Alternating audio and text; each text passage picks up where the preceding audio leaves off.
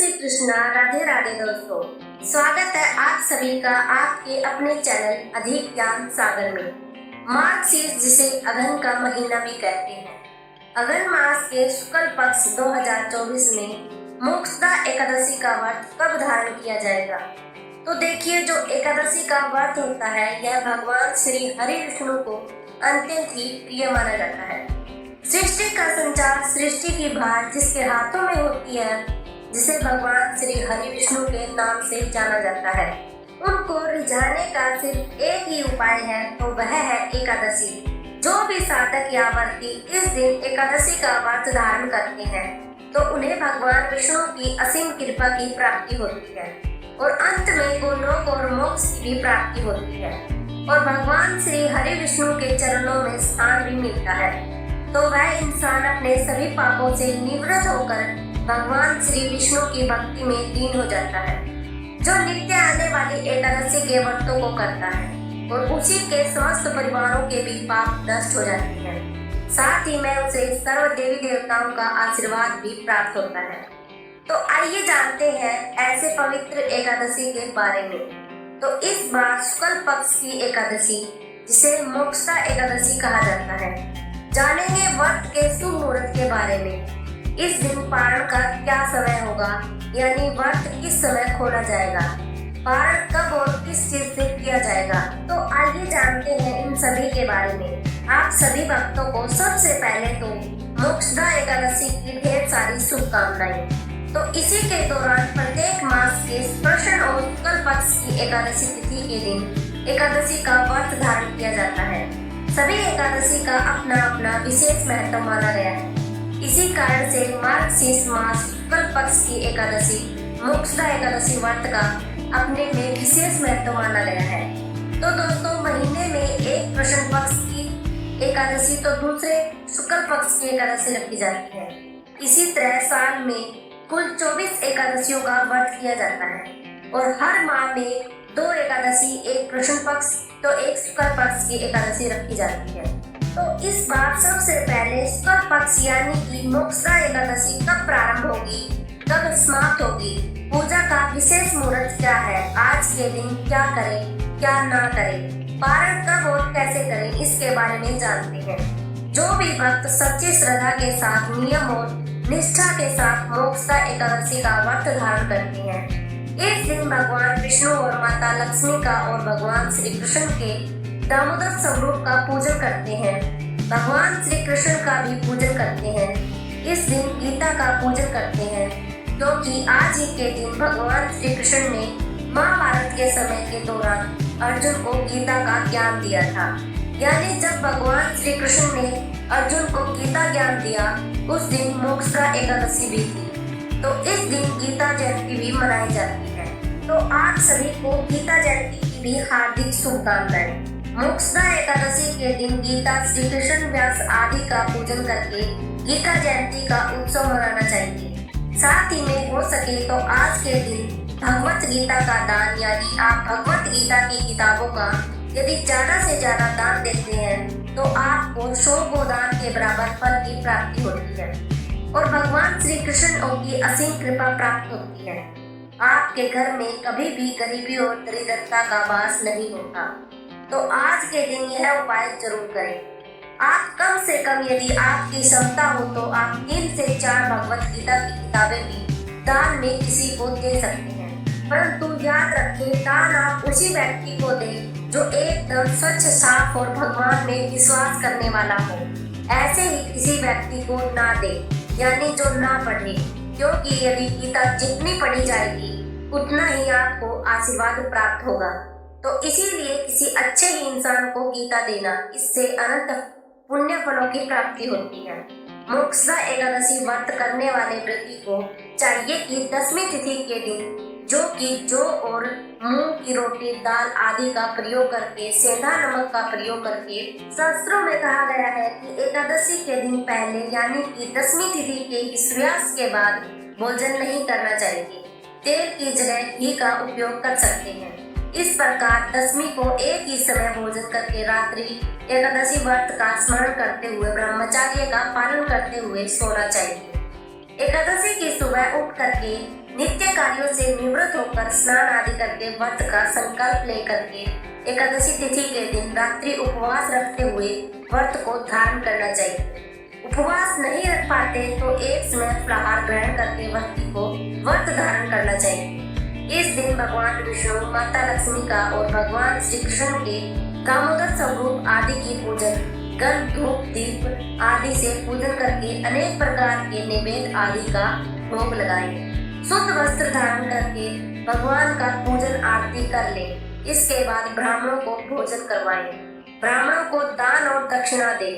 फिर समय के अनुसार अपने व्रत का पालन करें। इस प्रकार करने से व्यक्ति को मोक्ष की प्राप्ति होती है, यानी कि भगवान विष्णु के धाम की प्राप्ति होती है। इस एकादशी व्रत के प्रभाव से मनुष्य के अनेक प्रकार के पाप और ताप नष्ट होते हैं। इसीलिए इसका नाम मोक्षदा एकादशी, मोक्ष प्रदाय एकादशी है। तो आइए जानते हैं एकादशी व्रत शुभ मुहूर्त पारण समय के बारे में और एकादशी कब प्रारंभ हो रही है। तो प्रिय भक्तों, इस बार एकादशी तिथि प्रारंभ समय 10 दिसंबर 2024 दिन मंगलवार रात्रि 3:40 यानी कि 11 दिसंबर की सुबह 3:40 से एकादशी तिथि प्रारंभ हो रही है और एकादशी तिथि की समाप्ति 12 दिसंबर 2024 दिन बुधवार रात्रि 1:25 पर एकादशी तिथि की समाप्ति है। तो इस बार सूर्योदय व्यापी के अनुसार एकादशी का जो व्रत है वह 11 दिसंबर 2024 दिन बुधवार को रखा जाएगा और व्रत का पालन जो कि हरिवासर समाप्त होने के बाद किया जाता है। तो हरिवासर का समय द्वादशी तिथि का पहला चौथाई हिस्सा माना जाता है। तो द्वादशी तिथि की जो समाप्ति है वह 12 दिसंबर 2024 दिन गुरुवार को रात्रि 11:09 पर द्वादशी तिथि की समाप्ति है। तो व्रत का पालन आपको 12 दिसंबर को सुबह 7:07 से सुबह 9:09 तक आप मोक्षदा एकादशी के व्रत का पालन कर सकते हैं, यानी अपने व्रत को खोल सकते हैं।